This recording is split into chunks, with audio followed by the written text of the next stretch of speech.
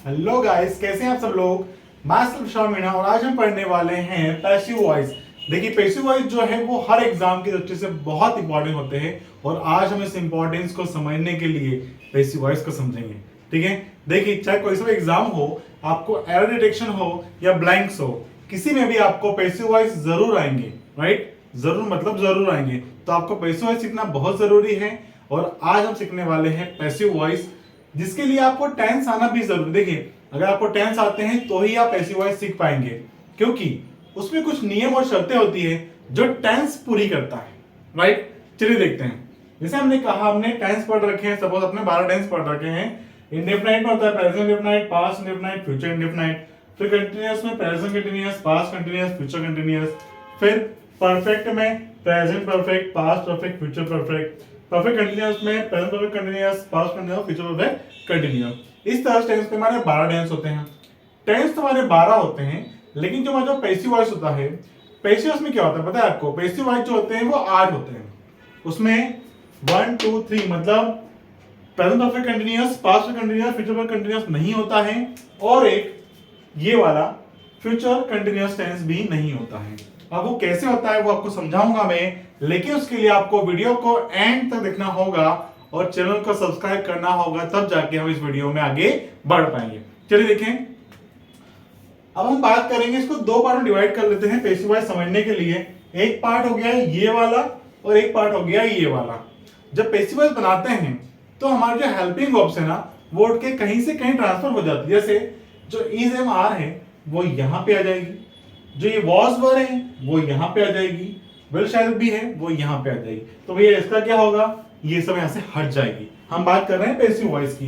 तो ये यहां से हट गई, ये यहां से हट गई, ये यहां से हट गई और ये यहां पे आ गई, ये यहां पे आ गई और ये यहां पर आ जाएगी। ठीक है, अब भैया हमारा ये तो हो गया कि इंडेफिनाइट जो बनेगा प्रेजेंट इंडेफिनाइट, उसकी जो वर्ब हो जाएगी हेल्पिंग वर्ब, वो हो जाएगी इज एम आर, इसकी हो जाएगी वाज वर और इसकी हो जाएगी विल शैल बी।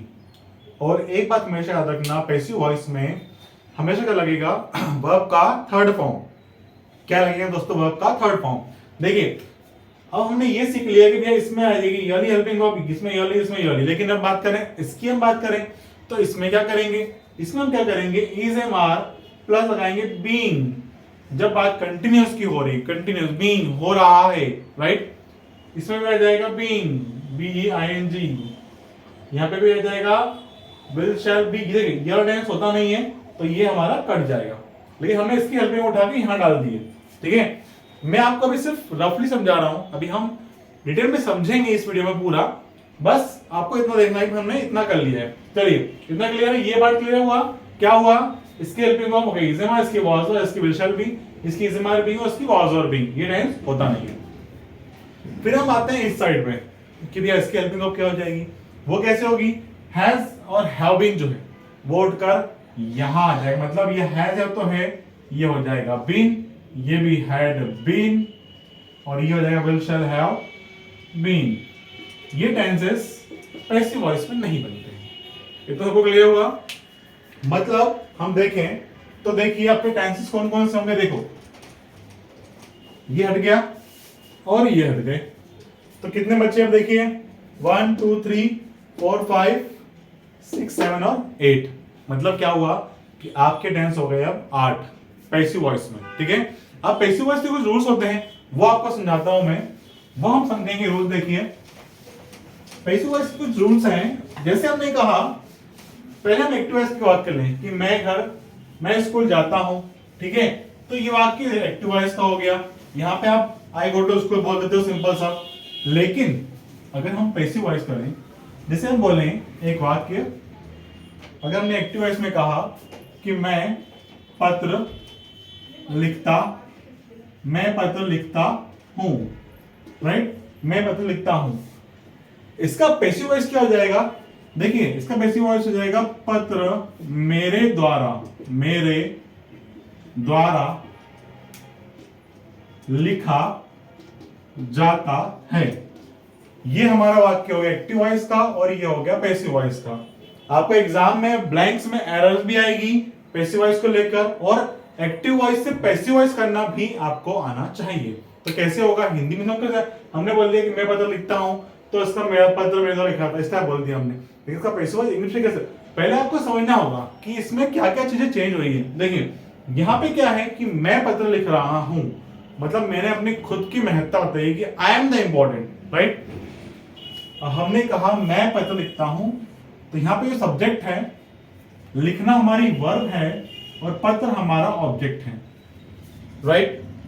वैसे यहां देखें हम लोग, तो यहां पे हम लिखा पत्र मेरे द्वारा लिखा जाता, मतलब किसको इंपॉर्टेंस दिया हमने यहाँ पे, हमने इंपॉर्टेंस दिया यहाँ पे पत्र को, मतलब ऑब्जेक्ट को। हमने यहाँ पर ऑब्जेक्ट को इंपॉर्टेंस दिया है। अब ये जो मैं था वो मेरे हो गया, मेरे का हो जाएगा ऑब्जेक्टिव केस बोलते हैं इसको। जैसे आई का हो जाता है मी, वी का हो जाता है अस, दे का हो जाएगा देम, ही का हो जाएगा यहां पर हिम, शी का हो जाएगा हर, ठीक है। आई का मी हो जाएगा, वी का अस हो जाएगा, दे का, जैसे मान लो यहां पर लिखा है पत्र उसके द्वारा, अगर कोई लड़का है तो बाय हिम हो जाएगा, ही का हिम हो जाएगा, अगर कोई लड़की है तो बाय हर हो जाएगा, ठीक है। वैसे देखिए हम लोग, मैं पत्र लिखता हूं, क्लियर सबको, ये एक्टिव वॉइस का वाक्य हो गया, ये पैसिव वॉइस का। यहाँ पे एक वाक्य हमने क्या क्या चेंज किया, यहाँ पे एक वर्ड आएगा जाता है, ये काम मेरे द्वारा किया जाता है, खाना मेरे द्वारा खाया जाता है, पुस्तक मेरे द्वारा पढ़ी जाती है, ठीक है, मोबाइल मेरे द्वारा चलाया जाता है।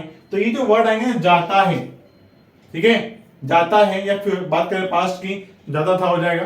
तो जा वर्ड जो आता है उसका मीनिंग यहाँ पे गो नहीं होता, यहां पे इसका मीनिंग गो बिल्कुल नहीं होता, क्लियर। अब देखिए हम लोग आगे बढ़ते हैं, हम बात करते हैं पहले वाले पैसिव वॉइस में प्रेजेंट इंडेफिनाइट टेंस की। देखिए पैसिव वॉइस में जो प्रेजेंट इंडेफिनाइट टेंस वो कैसे बनेगा वो आपको मैं समझाता हूं। पैसिव वॉइस में हमारा फर्स्ट हम बात करें present indefinite tense, present indefinite tense. देखिए आई थिंक जिन लोगों ने टेंस पढ़े होंगे उनको पता होगा कि इसकी आइडेंटिफिकेशन क्या होती है कि भैया हिंदी वाले वाक्य के अंत में तातेती आकर है हूं हो आना चाहिए, राइट। ये इसकी होती है आइडेंटिफिकेशन, पहचान होती है कि भैया हिंदी का वाक्य है तो क्या आना चाहिए लास्ट में, तातेती आकर है हूं हो आना चाहिए, राइट। अब यहां पे हम पढ़ते थे कि हेल्पिंग ऑफ डू और डज होती है टेंस में, लेकिन जब पैसिव वॉइस में आ गए तो मैं समझाया था आपको अभी किसकी हेल्पिंग ऑफ क्या हो जाएगी, इज, एम और आर, इज, एम और आर। इज का यूज होगा सिंगुलर पर्सन के साथ, आर का यूज होगा प्लूरल के साथ, एम का यूज होगा आई के साथ। बताऊंगा कैसे यूज होगा वो आपको क्लियर समझ में आ जाएगा। चलिए हम बात कर रहे हैं इसके स्ट्रक्चर की। ऐसा एक सेंटेंस देते हैं ना, वही वाला वाक्य ले वैसा ले लें कि राम के द्वारा रावण को मारा जाता है। अगर हम इसका नॉर्मल एक्टिव, ये पैसिव वॉइस का वाक्य है, जैसे हम इसका एक्टिव लें कि राम रावण को मारता है, राम रावण को मारता है, ताती जगह नहीं आ रहा है, लेकिन एक्टिव वॉइस का वाक्य है। हमें इससे क्या करना है, पैसिव वॉइस करना है। देखिए अब पैसिव क्या, राम के द्वारा रावण को मारा जाता है, मैंने क्या कहा जाता वर्ड आएगा, लेकिन उसका मतलब गो नहीं होगा। यहां देखिए इसका स्ट्रक्चर क्या होगा, यहां पे मैंने क्या कहा था, प्रधान कौन होगा, रावण, ऑब्जेक्ट प्लस, अब देखिए यहां पे लगेगा is, am, are, is oblique am oblique are plus verb की third form plus by plus objective case. Objective case मतलब होता है सब्जेक्ट, यहां पे सब्जेक्ट का मतलब हो जाएगा ऑब्जेक्टिव केस।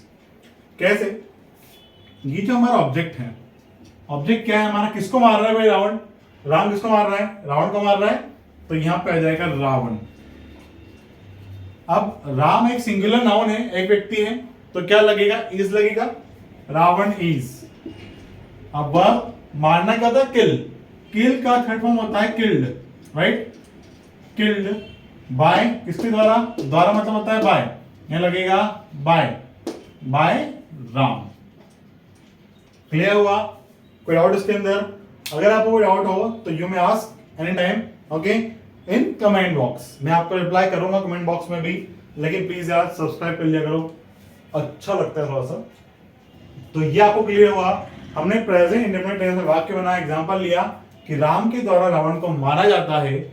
यहाँ पे हमने स्ट्रक्चर लिया, ऑब्जेक्ट आएगा, फ्रेज मार आएगा, third form by objective case. तो Ravan is killed by Ram. हमने पढ़ा है प्रेजेंट इंडेफिनिट टेंस। अब हम क्या पढ़ेंगे? पास्ट इंडेफिनिट टेंस के बाद क्या पढ़ेंगे? Past indefinite tense. देखिए प्रेजेंट के बाद क्या हम पढ़ रहे हैं? पास्ट। अब हम चलेंगे भूतकाल में। जैसे हमने कहा ना कि ता तिथि आकर हैं हूं हो आए, वैसे हम क्या करेंगे? ता तिथि आकर था तिथि आए। अब हम बात करने वाले हैं पास्ट इंडेफिनिट टेंस की। इसमें क्या आएगा? ता ते ती आकर क्या आएगा? यहाँ पे था थे थी, या फिर आ ए ई या ये ई, इस टाइप। कैसे? अगर हमें वाक्य समझें उसी सेंस में, पहले आप उसका स्ट्रक्चर देखिए। हेल्पिंग ऑफ, उसके बाद आपको वॉज होगी और होगी वर। वॉज का यूज होगा सिंगुलर के साथ, वर का यूज होगा प्लूरल के साथ। अब देखिए इसका हम एग्जांपल से पहले स्ट्रक्चर देखते हैं। पहले क्या उसमें विधान क्या मुख्य क्या होता है? ओ मतलब ऑब्जेक्ट प्लस क्या लगेगा? वॉज लगेगा या तो वर्ड लगेगा, प्लस क्या लगता है? वर्ब की third form, plus by, plus objective case. So simple. क्या क्या लग गया? ऑब्जेक्ट लग गया, वॉज वर्ड लग गया, वर्ब थर्ड फॉर्म लग गया, बाय और ऑब्जेक्टिव केस हो गया। चलिए हम देखेंगे इसमें हमारा एग्जांपल हम जो लिया था ना रावण वाला, अब हम चेंज करते हैं। अगर मैं इसको एक वाक्य बनाऊं एक्टिव वॉइस का कि राजू उससे बात करता है, तो क्या इसका पैसिव बनेगा? बताइए। या ऐसा बोलते हैं राजू मुझसे बात करता है, उससे क्या? मुझसे।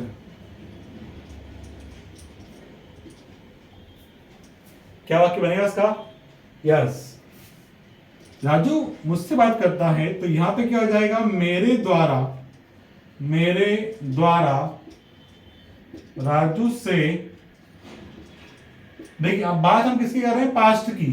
तो यहां पे है क्या हो जाएगा? था।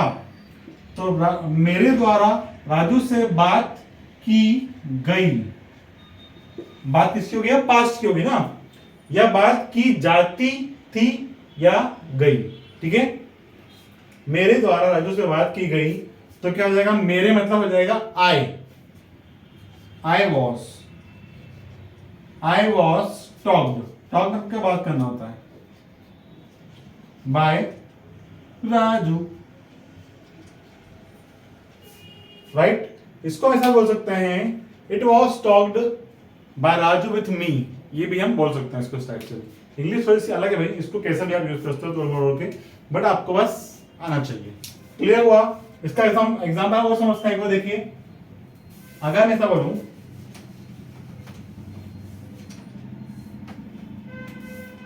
शीला के द्वारा डांस किया गया। ठीक है, गया।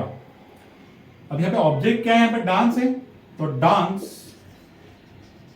सिंगुलर है। डांस वॉज, करना क्या होता है? Do, did, done. Third form क्या है? Done. Do, did, done. Okay, dance was done by Sheela. Okay, clear हो सभी को? आज हमारा पैसिव वॉइस का पार्ट 1 था, और अब हम इसका पार्ट 2 में पढ़ेंगे हम लोग कल, जो कि हम इसमें पढ़ेंगे। कौन सा पढ़ेंगे? Present continuous tense, past continuous tense और फ्यूचर कंटिन्यूअस होता ही नहीं है। फिर पढ़ेंगे प्रेजेंट परफेक्ट, पास्ट और फ्यूचर परफेक्ट। मतलब हमारे अभी 5 टेंसेस बाकी हैं किसमें? पैसिव वॉइस में, जो हम पढ़ेंगे पार्ट 2 में, कल पढ़ेंगे। आज के लिए इतना ही, और वीडियो अच्छा लगा हो तो प्लीज लाइक कर देना यार, सब्सक्राइब कर देना। मिलते हैं हम लोग नेक्स्ट वीडियो में। चलिए बाय।